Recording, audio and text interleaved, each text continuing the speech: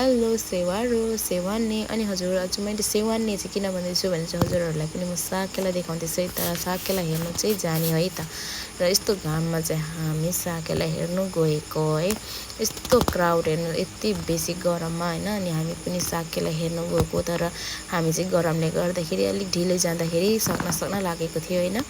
र पनि हामी साकेला हेर्न आएको, साकेला त हेरेरै जाने भन्ने मुडले चाहिँ हामी अघि बढिरह्यौँ। र अघि बढिरहँदाखेरि चाहिँ हामीले यस्तो स्पेसियल चिज देख्यौँ होइन।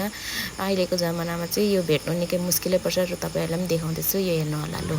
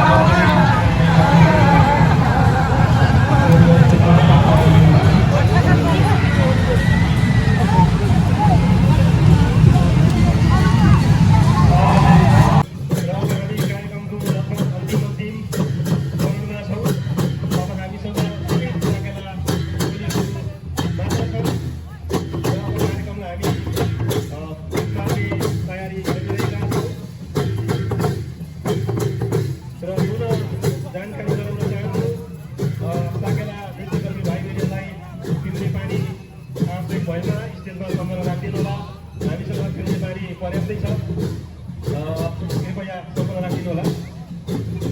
त्यसै गरी पुनशान्ति 4 को बाबु केल्विन राई मिसिङ भइरहेको लेगन्जा स्टेजमा सम्पर्क राखिदिनुको लागि म अनुरोध गर्दछु भाइलाई।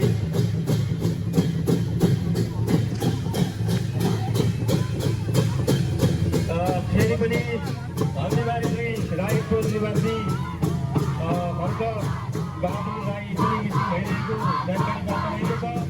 हर्क बहादुर राई ज्यूको घर जाने गाडी चाहिँ तयारी अवस्थामा रहेको हुनाले म हर्क राईजीलाई यो सूचना सुनेर चाँडोभन्दा चाँडो आफ्नो समितिका पदाधिकारी ज्यूहरूसँग सम्पर्क राखिदिनको लागि अनुरोध गर्दछु।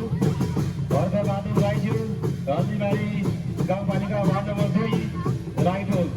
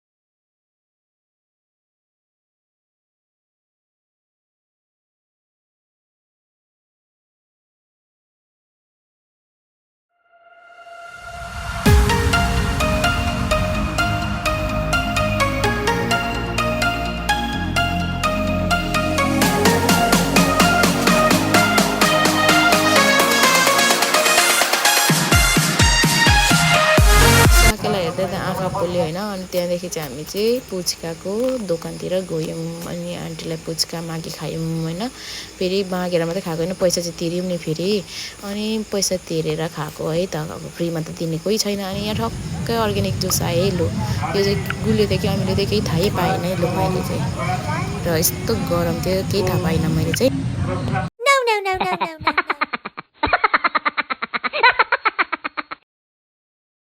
अर्ग्यानिक जुस खाइसकेपछि चाहिँ तिरिमिरी हुँदै ड्याङ्की ड्याङ्गी हेऱ्यौँ होइन। यो हेरिसकेपछि चाहिँ घरतिर लाग्यौँ। त्यहाँदेखि चाहिँ यस्तो गरम यस्तो भिड थियो है। सो आजलाई चाहिँ यति नै, किप वाचिङ,